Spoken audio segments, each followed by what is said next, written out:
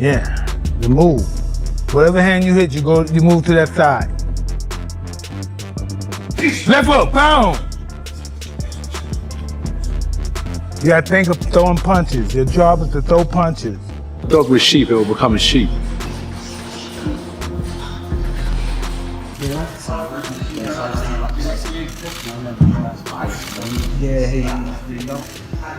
Reports suggest that Anthony Joshua has been sharpening his game alongside Mike Tyson ahead of his showdown with Jake Paul.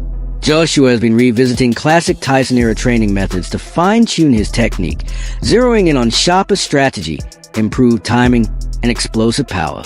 His camp is heavily focused on tactical preparation and conditioning, making sure he enters the ring fully dialed in and ready for what's expected to be a high-pressure matchup. Been doing it in the gym, coming forward, punching to the body with it. Anthony Joshua shared how Mike Tyson has influenced his approach, particularly in terms of power and discipline. AJ has now added targeted neck and shoulder exercises to his training, inspired by Tyson's methods. He explains that these routines boost strength, stability, and punching effectiveness, demonstrating how learning from past champions can directly enhance his own preparation in the gym. The neck exercise that I got from Mike Tyson, a lot of wrestlers do this. Quite dangerous actually. Physios don't like this type of stuff, but it's good for neck conditioning. It's called neck bridges. And it's flexibility and strength at the same time. So it's a really good exercise if you... Mike Tyson has been offering guidance to Anthony Joshua, calling him a phenomenal talent. Tyson stressed that the best way for Joshua to keep evolving is to stay active. Regular competition keeps a fighter sharp, boosts confidence, and preserves that top-level form inside the ring. Would you give to somebody like AJ?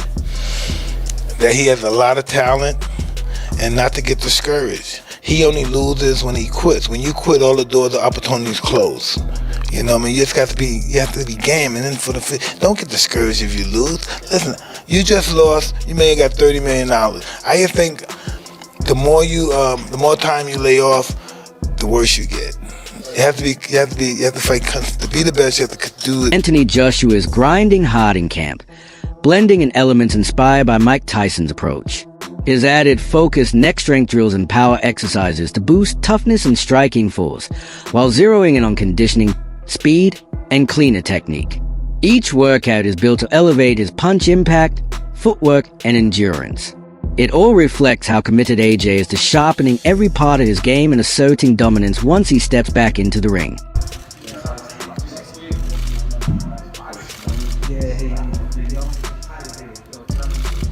Whoa. My physio is looking at me like, what the fuck? I can see you looking at me like, fuck, please don't fuck you. Hey, if it goes, at least you're here anyway.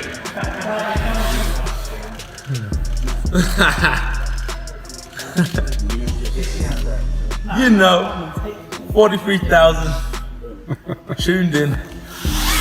Oh, mate. I know I started this shit. Just trying to set up the physio table with the flats on it. Anything. You get back up. I'm easy, boss. Eat.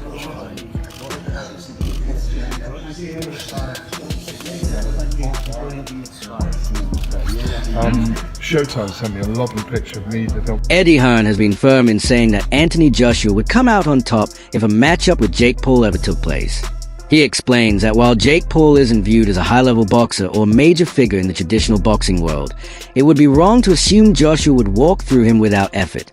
Hearn reminds people that Joshua has beaten serious threats in the past, including Francis Ngannou, who is a proven world-class competitor. That comparison matters because it shows Joshua's success comes from real skill, preparation, and discipline, not from fighting inexperienced or low-level opponents. Hearn stresses that Joshua's intense training, combined with his power, technique, and ring IQ, is what enables him to control and defeat opponents across all tiers of competition. Jake Paul, Anthony Joshua 50-50 fight, what do you make of that? Yeah, I just said in another interview, great if it is. I mean, if it is, then you've got no problem seeing it. But when AJ, I mean, decapitate's a strong word, but you know, when he renders Jake Paul unconscious like he did to Francis Ngannou, don't then say, oh well, it was Jake Paul. Do you know what I mean? I mean, when AJ AJ beat Francis Ngannou, Ngannou just had a fight that could have gone either way with Tyson Fury. Then AJ poleaxed him, and everyone just said he's just an MMA fighter. Do you know what I mean? Jake Paul's not Francis Ngannou. But as I said before, if you want to see Jake Paul exit the boxing world, Nigel Benn has raised concerns about how entertainment-focused matchups are impacting the sport of professional boxing.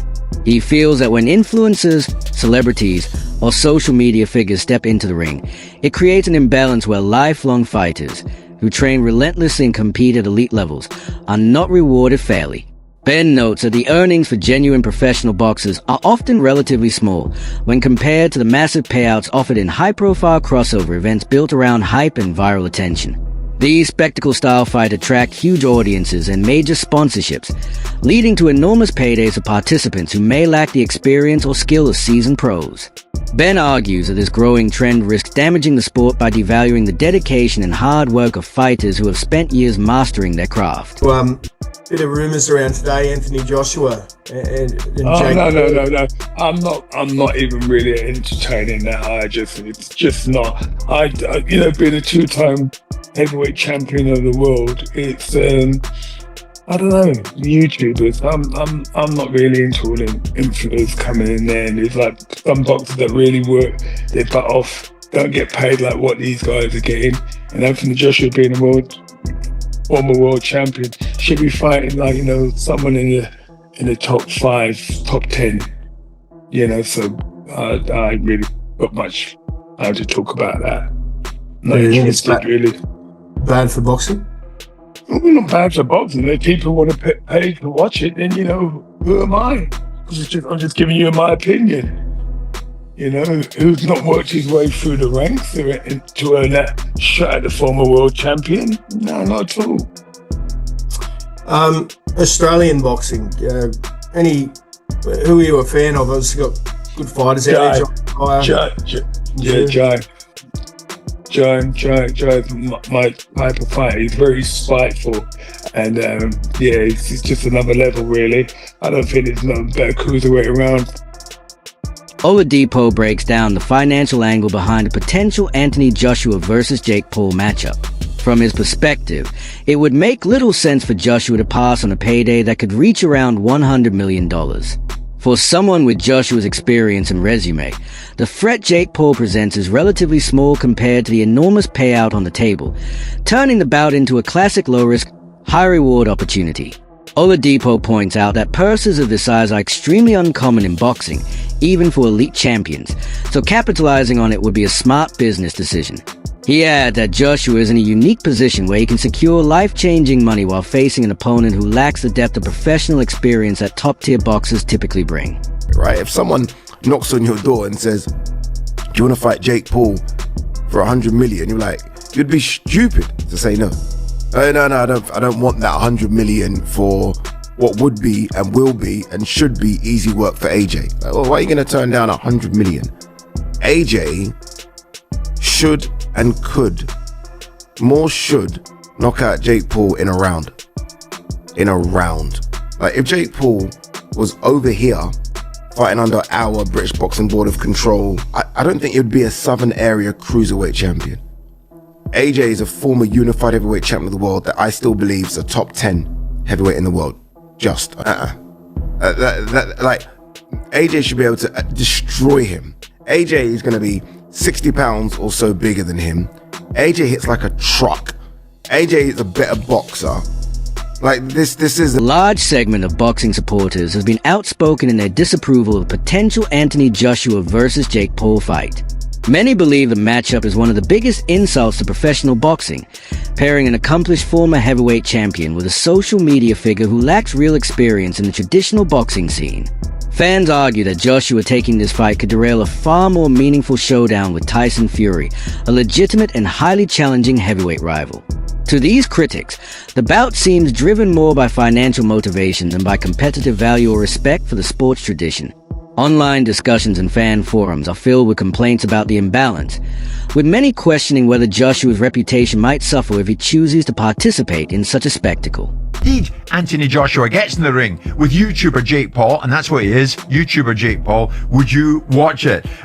Simon, before we take some calls, with this seemingly in the pipeline, can we safely say goodbye to Anthony Joshua versus Tyson Fury? Well, I think it's done anyway, judging by the mood music that seems to be coming out from various camps. If you listen to Tyson Fury, he seems to be, despite the fact we've danced this dance before and walked this walk before, he seems to be talking in a very different way. And there's no hyperbole. It's, I'm done. This is a younger man's game. I've done my bit. I'm at peace with where I am in life. I don't need boxing anymore. But not in the flash for cash way that Tyson often does it. In a more earnest way is my understanding of his sort of thought processes. So with that in mind, it almost feels that that's off the table anyway. Who knows? The draw of the enormous amounts of money that this one fight can generate. This is the one fight that can really get everybody paid. I mean, the two protagonists. Whatever Usyk takes, tragically for him, he wouldn't even get anywhere near as much money as potentially being offered for the Fury-Joshua fight. What would earn AJ more of a pay packet? Fighting Fury or fighting Jake Paul? Well, I would think tragically fighting Jake Paul. God, what is that? Because the revenues, because it's a Gen Z TikTok generation that wants to watch sport in a certain way. Yeah. And that's nothing critical of them. It's just the way that it is.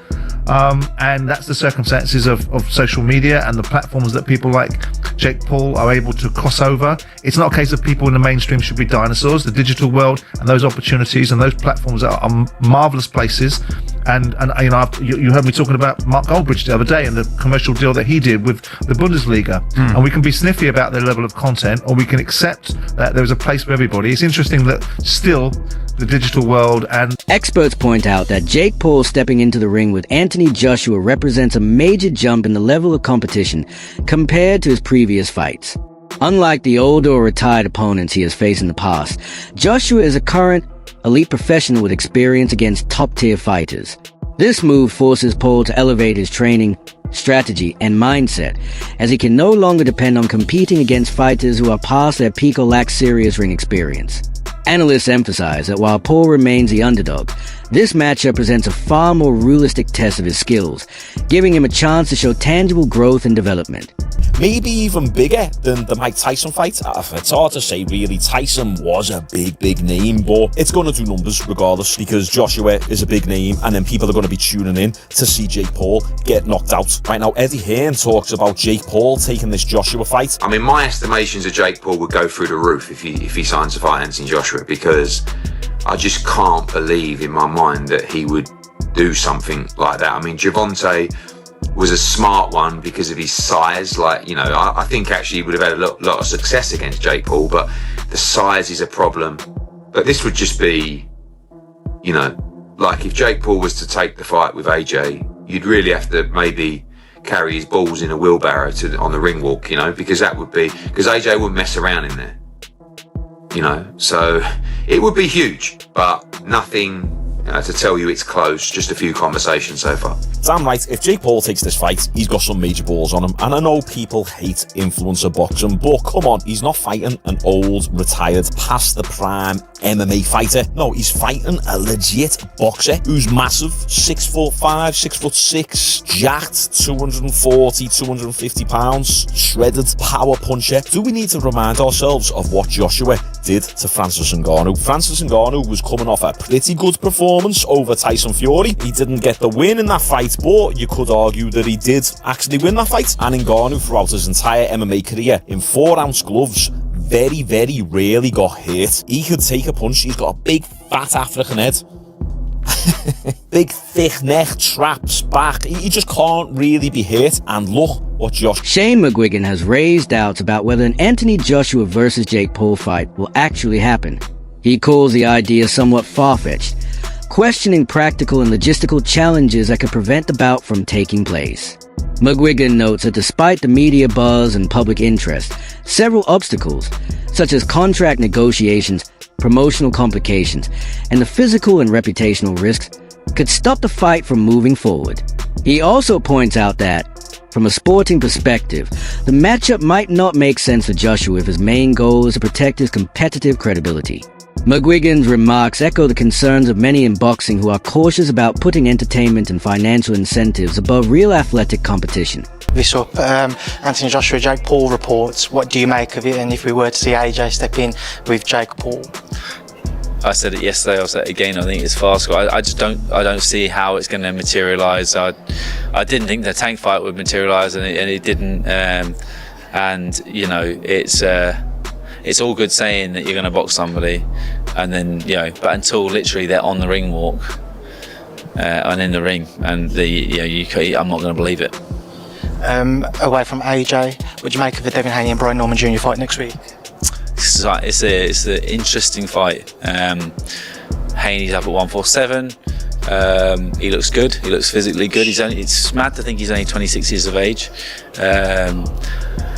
Confident-wise, I don't know what that Garcia fight took out of him. You know, because yes, he tested positive afterwards, but I believe that his Achilles heel is punch resistance, and I think, you know, it'll be interesting. I don't know enough about Norman, but I think, you know, definitely test him, and maybe Devin Haney will hold a better shot now. He's up at 147.